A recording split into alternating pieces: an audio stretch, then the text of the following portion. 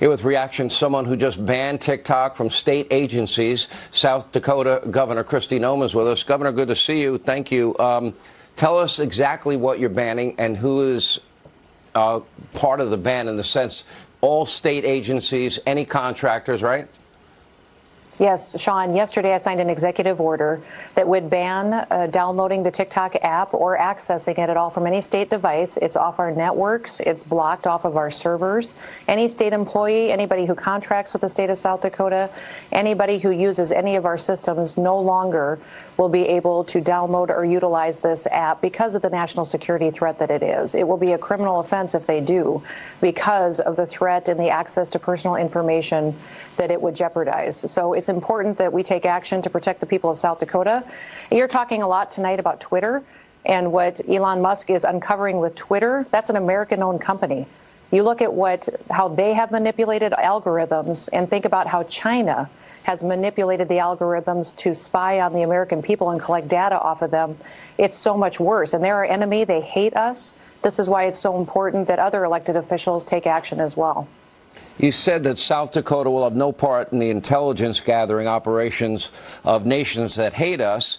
You said the Chinese Communist Party is using the information that it's gathering from TikTok to manipulate the American people and gather data of the devices that access their platform. My question is, how do we know that's true, and how deep does it go? For example, if somebody were to send me a TikTok and I click on it, I don't have it on my phone, would they have access to information on my phone right now because I did a click on it?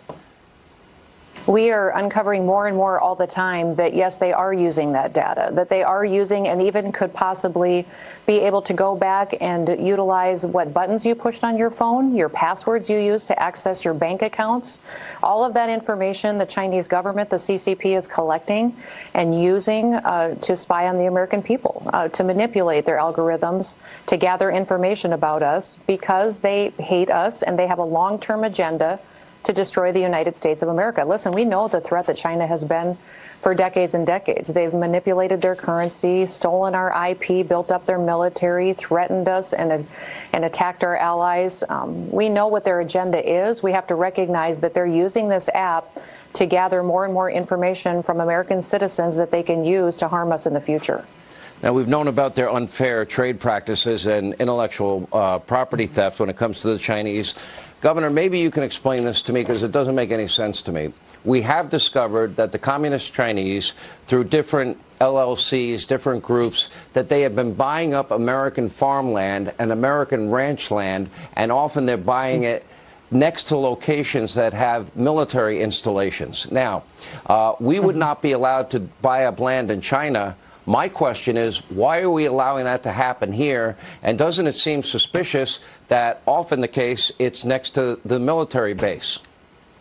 Yeah, you're exactly right. They have. And they have a goal to buy up our food supply chain, to buy up land that could threaten our military bases, threaten our ability to defend ourselves. Listen, I've talked about this for about 20 years, Sean, just because I've been involved in food policy. But we saw China come in, buy up our manufacturing systems, our fertilizer companies, our chemical companies. They're slowly buying up our entire food supply chain. And when we don't control our food supply, when another country does, that's when they control us. By purchasing land, they're gathering more and more control over us. We have a state law in South Dakota that bans them from buying, any foreign entity actually, from buying more than 150 acres.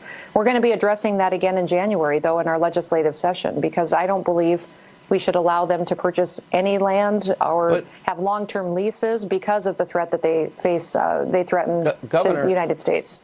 You're describing a real national security threat. Why isn't Joe Biden leading the effort and banning it nationwide? Well, he's not leading on anything, Sean. I mean, that's the real problem we have in America today. Our president is weak and non-existent. He doesn't know today is Wednesday. Yeah, you're right. I mean, he doesn't know today is Wednesday. I mean, he doesn't know today is Wednesday. I mean, he doesn't know today is Wednesday. He thinks it's Sunday. Weak and non-existent. Yeah, you're right. I mean, He does. He probably does. That's the challenge that we have. So honestly, this president is AWOL, and we've got to find a strong leader to defend this country. And you can't just focus on one thing. You have to focus on so many threats that we face. It's not just China. It's Iran. It's Russia. It's our energy supply. They are trying to weaken the United States of America by coming after us on the things that every single family in this country needs to get through a day. And that's why we need to have better leadership and why Joe Biden is such a freaking disaster. Yeah, well, Governor, thanks for being with us. Thanks for what you do, and I hope other governors follow as well. It would be nice if Biden and the administration did, but I'm not holding my breath. Thank you for being here.